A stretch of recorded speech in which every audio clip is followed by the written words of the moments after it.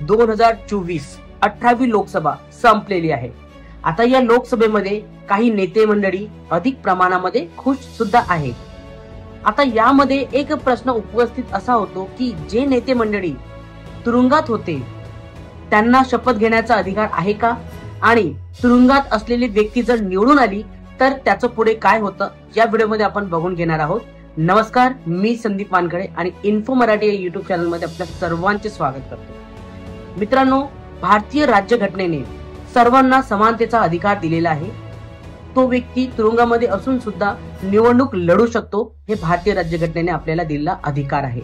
आता तो व्यक्ती जर तुरुंगामध्ये आहे आणि तुरुंगामध्ये असताना तो जर निवडून आला तर त्याचं पुढे काय होतं, तर यासाठी एक उदाहरण आहे, ते म्हणजे 1977 साली।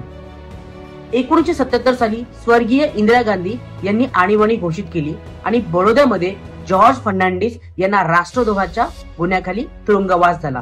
पुढे त्यांनी तुरुंगातूनच निवडणूक लढवली आणि ते मुझफ्फरपूर मधून निवडून सुद्धा आले। पुढे त्यांचं काय झालं आपण या व्हिडिओमध्ये पुढे बघणारच आहोत। तद्वतच काही युजर्स आपला व्हिडिओ रेग्युलर बघत आहेत, कृपया त्यांनी आपल्या चॅनलला सबस्क्राईब करावं। या चॅनलवरती मी अशाच प्रकारची मराठीतून माहितीपूर्ण व्हिडिओ तुमच्यासाठी घेऊन येत आहे। आता या 18व्या लोकसभेमध्ये कमी अधिक प्रमाणामध्ये ज्यांचे उमेदवार निवडून आले, आता जे जेलमध्ये होते ते 2 उमेदवार कोण होते, तर त्यांपैकी एक होता अमृतपाल सिंग, कट्टरतावादी आणि धर्मप्रचारक म्हणून त्यांची ओळख आहे आणि त्यांना देशद्रोहाच्या गुन्ह्याखाली अटक करण्यात आली आहे। ते आसामच्या दिब्रुगड येथे कारावास भोगत आहेत, परंतु कारावासामध्ये असताना ते निवडणुकीला उभे राहिले आणि 1,97,120 मताधिक्याने ते पंजाब मधील खडूरसाई येथून निवडून सुद्धा आले। आता हे जेलमध्ये आहे। दुसरा व्यक्ती म्हणजे शेख अब्दुल रशीद उर्फ इंजिनियर रशीद, सध्या ते तिहार जेलमध्ये आहे।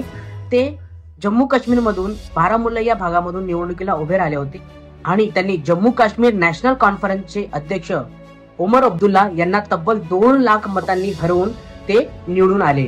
आता हे जे 2 उमेदवार आहेत ज्यांना राष्ट्रद्रोहाच्या आरोपाखाली जेल झालेले आहे, आता यांचं पुढे काय होईल? आता ते खासदार म्हणून निवडून तर आलेले आहेत, पण त्यांना शपथ घेण्याची परवानगी आहे का?